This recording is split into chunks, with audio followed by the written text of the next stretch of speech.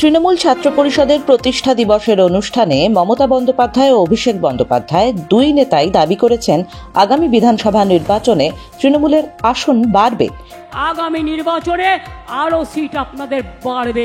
আগের বার যা আসন পেয়েছিল তৃণমূল, আগের বার যা আসন পেয়েছিল, আমি বুক ঠুকে এখানে কথা দিয়ে যাচ্ছি, তার থেকে আসন বাড়বে, কমবে না।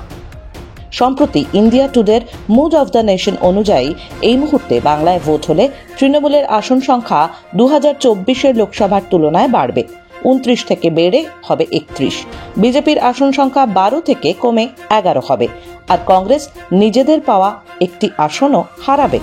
অর্থাৎ 26-এর বিধানসভা নির্বাচনে অ্যাডভান্টেজ তৃণমূলের। কারণ ডাবল ইঞ্জিন রাজ্যে বাংলা ও বাঙালি হেনস্থা বিজেপিকে বঙ্গের মাটিতে কোণঠাসা করে দিয়েছে। রয়েছে কেন্দ্রের বঞ্চনার ইস্যুও।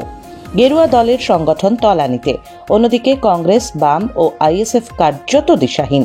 বিরোধী ভোট মূলত প্রতিষ্ঠান বিরোধী ভোট ভাগ হওয়ার জোরালো সম্ভাবনা তৈরি হয়েছে। সম্প্রতি জাতীয় স্বার্থে কংগ্রেস ও তৃণমূল কাছাকাছি এসেছে। দেশে বিজেপিকে রুখতে তৃণমূলকে পাশে চায় কংগ্রেস। অন্যদিকে তৃণমূল সেনাপতি এক সাংবাদিক বৈঠকে স্পষ্ট করেছেন যে বাংলায় আগামী বিধানসভা ভোটে কোনো জোট হবে না। প্রদেশ কংগ্রেসের সভাপতি শুভঙ্কর সরকার ছাত্র পরিষদের প্রতিষ্ঠা বার্ষিকীর অনুষ্ঠানে বলেছেন 294টি আসনে কংগ্রেস একা লড়বে, ফলে বাম কংগ্রেস জোট হওয়ারও সম্ভাবনা নেই। আবার আইএসএফ এর তরফে বামেদের জোটে আহ্বান জানানো হয়েছে। শোনা যায় নওশাদদের সঙ্গে জোটে যেতে নারাজ সেলিমরা। ফলে বিরোধী ভোট 4টি শিবিরে ভাগ হচ্ছে: কংগ্রেস, বাম, আইএসএফ এবং বিজেপি।